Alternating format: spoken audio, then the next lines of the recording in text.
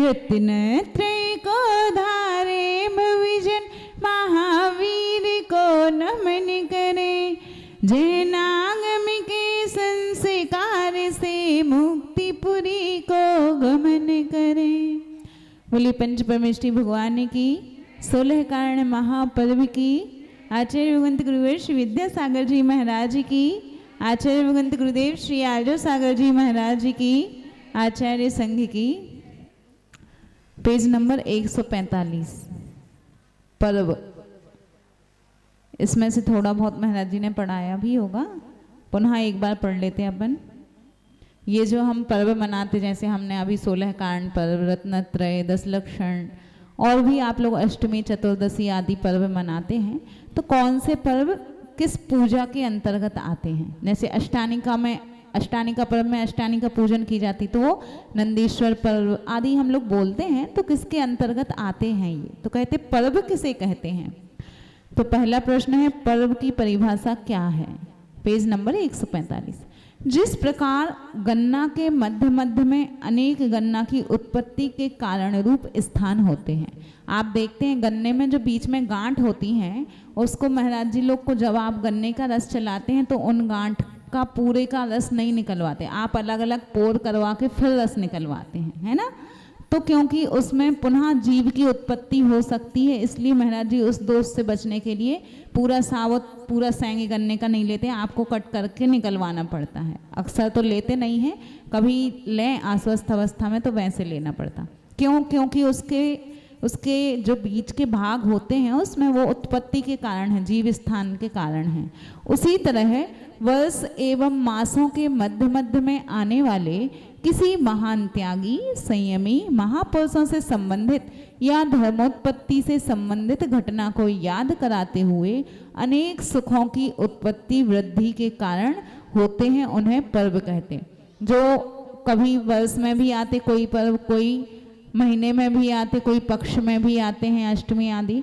तो ऐसे जो पर्व आते हैं बीच बीच में, बरस तो बोल दिए पूरे सेंगे गन्ने को, और बीच बीच में आने वाले पर्वों को उनने गांठ के रूप में यहाँ पे बता दिया कि जैसे गन्ने में बीच बीच में पोरें होती हैं, वैसे पोरों के बीच में गांठ होती हैं, वैसे ही पूरे बरस में आने वाले जो बीच बीच में कुछ त्योहार आते हैं उनको हम पर्व कहते हैं।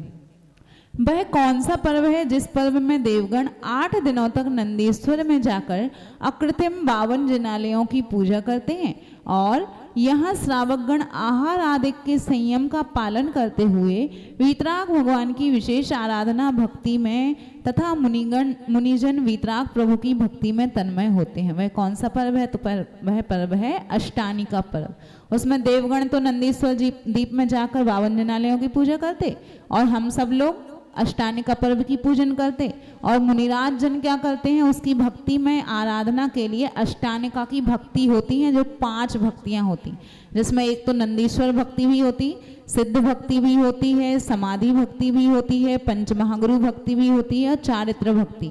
ऐसी ये 5 भक्तियों का प्रतिदिन 8 दिन पालन करते हैं, उनको पढ़ते हैं प्रातः काल में। तो ये उनका मनाना है, वे द्रव्य से पूजा तो नहीं करते, लेकिन उस पर्व को उत्साह से मनाने के लिए वे नंदीश्वर पर्व आदि की भक्तियां पढ़ते हैं। अष्टानिका पर्व कब और कितने बार मनाया जाता है? वैसे सामान्य से जाते, जैसे आप लोग ने देखा होगा बहुत सारे जन थे जो 10 लक्षण में पूजन करने में जगह नहीं मिलती थी, तो पूरे टोटल के टोटल देव एकदम उस पर्व को भी त्योहार के रूप में मानते, तो हमेशा जाते। वैसे तो जैसे आप सबका नियम है प्रतिदिन पूजन करना, ऐसे कुछ बिरले देवों का है कि हमें प्रतिदिन जाना है, लेकिन कई लोग ऐसे हैं जो भोगों में ही लीन है, कभी नहीं जाते, तो उन 8 दिनों को वो पर्व के रूप में मानकर जाते ही हैं। ऐसा अष्टानिका पर्व कब और कितने बार मनाया जाता? अष्टानिका पर्व कार्तिक शुक्ला अष्टमी से पूर्णिमा तक, फागुन शुक्ला अष्टमी से पूर्णिमा तक और आषाढ़ शुक्ला अष्टमी से पूर्णिमा तक, इस तरह वर्ष में 3 बार मनाया जाता है। वह कौन सा पर्व है जिसमें 1 माह पर्यंत भव्यात्माओं के द्वारा दर्शन विशुद्धि आदि भावनाएं भाते हुए एक भुक्ति मतलब 1 बार भोजन और 1 उपवास आदि नियमों के साथ साथ वीतराग प्रभु की आराधना की जाती है? तो वह महान पर्व कौन सा है? तीर्थंकर प्रकृति का कारण 16 कारण पर्व। 16 कारण पर्व कब और कितने बार मनाया जाता? तो ये भी 3 बार मनाया जाता है। माघ कृष्णा एकम से फागुन कृष्णा एकम, चैत कृष्णा एकम से वैशाख कृष्णा एकम और भाद्रपद कृष्णा एकम से अश्विन कृष्णा एकम तक मनाया जाता। ये आवश्यक नहीं है कि आप लोग ने अगर 16 कारण व्रत लिए हैं तो तीनों शाखाओं के आपको करना आवश्यक नहीं है। आपने अगर नियम लिया कि हम 16 कारण पर्व में व्रत आदि करेंगे, 16 कारण पर्व हम लेते हैं, 16 वर्ष भी करना है तो गिनती से 16 वर्ष आप एक शाखा के भी कर सकते, जिनकी जितनी शक्ति। इस शाखा में इसलिए मुख्यता से किया जाता क्योंकि अभी का जो वातावरण मौसम होता है वो आपके अनुकूल होता है और इसमें बीच में 10 लक्षण आ जाते तो 10-12 दिन यूं ही निकल जाते, आपको पता नहीं पड़ता। और मुख्यता ये भी है कि इस समय साधुओं का चातुर्मास का आप लोग को लाभ मिल पाता, तो प्रवचन आदि के माध्यम से आप लोग को ज़्यादा ज्ञानार्जन हो जाता, उसकी मुख्यता उस धर्म का ज्ञान बहुत अच्छे से मालूम हो जाता है। यूँ तो आते हैं तो बड़े लोगों को तो पता चल जाता, लेकिन सामान्य से जो बहुएं आदि हैं, नई युवा पीढ़ी है, उनको पता नहीं चल पाता क्योंकि कोई प्रवचन के माध्यम से बताए तो बताए, ऐसे सामान्य से उसका प्रचार नहीं हो पाता। तो वर्षा योग के जो किए जाते हैं इनको मुख्यता दी जाती है। वह कौन सा पर्व है जिसमें धर्मी जन 10 दिनों तक उत्तम क्षमादि 10 धर्मों के गुणों का गान करते हुए और 10 उपवास या एक बार शुद्धाहार आदि नियमों के साथ साथ 10 धर्मों की प्राप्ति की भावना भाते हुए जिनेंद्र भगवान की महापूजा करते हैं? ऐसा महान पर्व है 10 लक्षण पर्व। 10 लक्षण पर्व भी 3 बार आता है। माघ शुक्ला पंचमी से माघ शुक्ला चतुर्दशी, चैत शुक्ला पंचमी से चैत शुक्ला चतुर्दशी और भाद्रपद शुक्ला पंचमी से भाद्रपद शुक्ला चतुर्दशी तक। इस प्रकार वर्ष में 3 बार आता है। 3 बार आने का कारण ये होता है कि इसमें बीच में एक क्षमावाणी पर्व आता है जो आप पूर्णिमा के दिन मनाते हैं, क्षमावाणी। तो चूंकि जो सच्चा सम्यक दृष्टि है, हम सब सच्चे सम्यक दृष्टि तो हो गए, तो इनकी जो कषाय होती है उसको क्षय करने के लिए कि आपकी 6 महीने से ज़्यादा कषाय नहीं जानी चाहिए, उसके लिए आपके लिए 3 बार आ जाते कि बीच बीच में आपने जो पाप किया, किसी से लड़ाई बुराई हो गई है, तो क्षमा के माध्यम से आप सच्चे सम्यक दृष्टि बने रहें, आपकी कषाय बढ़ ना पाए, उसके लिए ये आते हैं कि उत्तम क्षमा करने का एक दिन आता है, तो इसलिए 3 बार आते हैं। कार्तिक कृष्ण अमावस्या को मनाया जाने वाला वह कौन सा उत्तम पर्व है जिस अवसर पर भगवान महावीर को मोक्ष पद की प्राप्ति हुई और भगवान महावीर के मोक्ष जाने के 12 घंटे बाद इंद्रभूति गौतम गणधर परमेष्ठी को केवल ज्ञान की अनंत चतुष्टय रूप लक्ष्मी की प्राप्ति हुई, जिस दिन सभी श्रावक गण बड़े वैभव के साथ भगवान महावीर एवं गणधर परमेष्ठी की पूजा करते हैं। तो वह ऐसा महान पर्व है दीपावली। इसलिए बोलते सुबह लगभग 5 बजे के काल में निर्वाण की प्राप्ति हुई थी और इसलिए शाम को गौतम गणधर की हम लोग द्रव्य आदि से पूजन घर पे अगर करते हैं, द्रव्य पूजा, तो उसके माध्यम से आप लोग गौतम गणधर की पूजन करते हैं। और कल एक प्रश्न पूछा था कि कौन सी दिवाली के दिन कौन सी अनंत चतुष्टय रूप लक्ष्मी की पूजा की जाती, तो कौन सी है? केवल ज्ञान, जो उनको केवल ज्ञान हुआ था तो केवल ज्ञान रूपी अनंत चतुष्टय रूपी मोक्ष लक्ष्मी की पूजा, तो उसका उत्तर था केवल ज्ञान रूपी लक्ष्मी। चैत्र शुक्ला त्रयोदशी को मनाया जाने वाला वह कौन सा महत्वपूर्ण पर्व है जिस दिन अंतिम तीर्थंकर भगवान महावीर का जन्म हुआ था और जिस अवसर पर पूरे देश में भगवान महावीर का उनका अहिंसा संदेश गाते हुए रथोत्सव या विमानोत्सव किया जाता है? ऐसा महत्वपूर्ण दिन है महावीर जयंती। कब आता है? चैत्र शुक्ला त्रयोदशी। इस दिन हमारे भगवान महावीर स्वामी का जन्म हुआ था। आप लोग कहेंगे ऐसे तो आदिनाथ भगवान का भी जन्म हुआ, ऐसे 24 तीर्थंकर का जन्म हुआ, फिर विशेष रूप से महावीर जयंती ही क्यों मनाई जाती? तो इसका कारण ये है कि चूंकि अभी भगवान महावीर का शासन काल चल रहा, इसलिए उनको मुख्यता देते हैं, उसके माध्यम से आज महावीर जयंती पर प्रचलित है। आप लोग मनाएं तो कोई मनाने में बाधा नहीं है, क्योंकि सबका हमें खुशी का दिन आप अपने सभी बच्चों के बर्थडे आदि मनाते हो, ऐसे ही भगवान के निर्वाण महोत्सव हम लोग अक्सर मनाते ही हैं कि उस दिन निर्वाण लाडू समर्पण करते हैं। लेकिन भगवान महावीर का शासन काल चलने की अपेक्षा से दिवाली पर भी विशेष महोत्सव रूप मनाते हैं और महावीर जयंती भी अच्छे से मनाते हैं। हाँ, मनाना भी चाहिए, आप लोग को मनाना चाहिए। वैशाख शुक्ला तृतीया को मनाया जाने वाला वह कौन सा महाआनंद का पर्व है जिस दिन तीर्थंकर आदिनाथ मुनीश्वर को प्रथम आहार दान इक्षुरस का आहार दान देने का सौभाग्य राजा श्रेयांस ने अपने गृह में प्राप्त किया था। जिस शुभ दिन आज लोग आदिनाथ प्रभु की पूजन और दिगंबर मुनियों को आवश्यक रूप से आहार दान देने की भावना पूर्ण करते हैं, ऐसा महाआनंद का पर्व था अक्षय तृतीया। अक्षय हो गया था उस दिन आहार। भगवान आदिनाथ को जब इक्षु रस का, मुनीश्वर आदिनाथ के लिए इक्षु रस का आहार राजा सोम और श्रेयांस दोनों भाई थे, इनके यहाँ आहार हुआ था, तो ये अक्षय तृतीया नाम से ये पर्व मनाया जाता है। भगवान महावीर के केवल ज्ञान के संपन्न होने पर समोसरण की रचना होने के 66 दिन बाद जिस दिन प्रथम बार उन वीर प्रभु की दिव्य ध्वनि, इसमें प्रश्न में ज्यादा सार है, आप मात्र उत्तर नहीं पढ़ना, प्रश्न भी ध्यान से पढ़ें कि प्रथम बार उन महावीर प्रभु की दिव्य ध्वनि खिली थी, ऐसा वह दिन के गुणगान गाए जाने वाला श्रावण कृष्णा एकम को मनाया जाने वाला महान पर्व कौन सा है? तो वीर शासन जयंती। इस दिन केवल ज्ञान होने के बाद प्रथम बार भगवान महावीर की दिव्य ध्वनि खिली थी, 66 दिन के बाद, केवल ज्ञान होने के बाद। तो ये पर्व था वीर शासन जयंती। आप लोग मनाते, चातुर्मास के जस्ट पहले ही आती है वीर शासन जयंती।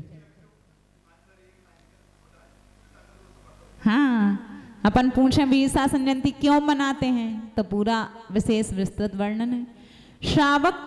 श्रावण शुक्ला पूर्णिमा को मनाया जाने वाला ऐसा महान पर्व कौन सा है जिस दिन धर्म की रक्षा हुई थी, जिस दिन विष्णु कुमार मुनि से अकंपनाचार आदि 700 मुनियों की रक्षा हुई थी, तथा जिस दिन ऐसे महान उन 700 मुनीश्वरों की विष्णु कुमार मुनि के साथ भव्य गण पूजन कर धर्म रक्षा का संकल्प करते हैं, ऐसा महान पर्व है। धर्म रक्षा का जो पर्व है वह है रक्षाबंधन, ना कि भाई बहन की रक्षा आदि करे, ये पर्व नहीं है। पर्व तो उन मुनिराजों से फेमस हुआ था, उन मुनिराजों के ऐसे 700 मुनियों की रक्षा विष्णु कुमार मुनि ने अकंपनाचार आदि 700 मुनियों की रक्षा की थी। 700 में अकंपनाचार मुनि भी आ जाते, इसलिए 701 नहीं बोलना। प्रत्येक मास में 2-2 बार आने वाले वे कौन से पर्व के दिन हैं जिन पर्व के दिनों में श्रावक मुनि संघ आदि उपवास या एकासन या अवमोदर मतलब भूख से कम भोजन करना, रस परित्याग मतलब कोई ना कोई रसी का त्याग करना अष्टमी चतुर्दशी आदि पर्व में, अथवा इनके साथ विशेष पूजा भक्ति आदि अनुष्ठान करते, तो ये पर्व है अष्टमी और चतुर्दशी। अब आप विवेक लगा लीजिए कि इन दिनों में हमें क्या करना है। उनने प्रश्न तो इस ढंग से पूछा, लेकिन उसमें उत्तर में हमने समझ लें कि अष्टमी चतुर्दशी के दिनों में हमें या तो उपवास या एकासन या भूख से कम भोजन करना या कोई रसी आदि का त्याग करना या रात में नहीं खाना या जमी कंद नहीं खाना आदि छोटे छोटे नियम से हम अपने जीवन को थोड़ा सा सुधार लें। व्रत की परिभाषा क्या है? व्रत की परिभाषा बताते हुए जैन शास्त्रों में कहा है कि संकल्प पूर्व का सेव्यो नियमो शुभ कर्मणा निर्वृत्तिर्वा व्रतम स्याद्वा प्रवृत्ति शुभ कर्मणि।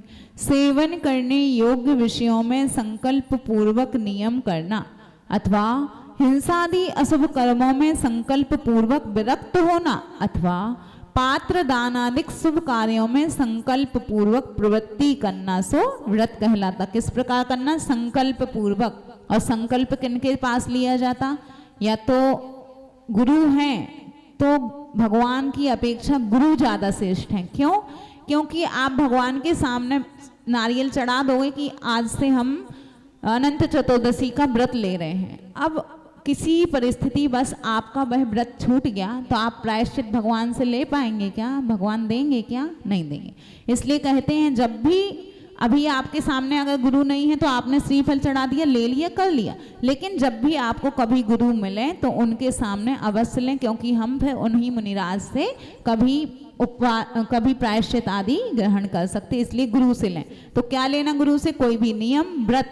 तो जो व्रत होता है, एक तो ये होता कि जो खाने योग्य पदार्थ हैं उनको भी छोड़ना, जैसे अणुव्रत आदि है, 16 का भोजन करना, फिर भी उसमें अवमोदन करना, रस परित्याग करना, खाने योग्य पदार्थ जो हैं उनमें भी हमें कुछ संकल्प पूर्वक नियम करना, अथवा हिंसादि अशुभ कर्मों में संकल्प पूर्वक विरक्त होना। हिंसादि ऐसे कि अब किसी का, आप लोग की कोई भी संकल्पी हिंसा, विरोधी हिंसा, आरंभी हिंसा आदि आदि जो दोष लगते हैं उनमें भी कुछ सीमा बांध लेते हैं आप लोग कि हम मात्र हमारे नाम पे अगर इतनी एकड़ भूमि है, इसके अलावा जो भी है उसके हम भागी नहीं बनेंगे, तो उसमें भी आप एक लिमिट बांध लेते हैं। तो ऐसे जो हिंसादि अशुभ कर्म है उनसे संकल्प पूर्वक विरक्त होना, और पात्र दान आदि शुभ कर्मों में संकल्प पूर्वक प्रवृत्ति करना। जो पात्रों को दान दिए जाते, हाँ पहले मिले नहीं यहाँ, तो अब उनके लिए एक पुस्तक दी थी ना, भक्ति संग्रह, एक छोटी सी पुस्तक आपने लिए, आपने अच्छे से पालन किया, आपका जीवन तो सफल हो गया, लेकिन कई लोग डिग भी जाते। आपने जो लिए थे, और कुछ ऐसे बहुत बड़े वाले कोई व्रत अगर लिए हों तो उनको अभी भी आप गुरु के सामने अभी भी बोल सकते हैं, और अगर उनमें कुछ दोष लगा हो तो आप उनसे बखान कर सकते हैं। इसलिए एक छोटी सी पुस्तक आप लोग को दी गई थी, भक्ति पीयूष, वहाँ पे जो ध्यान में आते थे उनको दी गई थी। उसमें सारे के सारे नियम दिए हुए लगभग 128। तो इन नियमों में आप टिक कर लें, क्योंकि अभी हम उन पापों को करते भी नहीं हैं, फिर भी उसके दोष से हम बंधे हैं। अभी हमारी इतनी कोई भी पाप आप नहीं करते। मान लो आपने नियम लिया कि हम चतुर्मास में कोई भी हरी साग सब्जियां नहीं खाएंगे, लेकिन आपने नियम पूर्वक संकल्प पूर्वक नहीं लिया। घर में मम्मी लोग लाती नहीं है, पापा लाते नहीं, कोई नहीं खाता, तो हमारा भी ना खाने के जैसा चल रहा है, आपका अभी चल रहा है।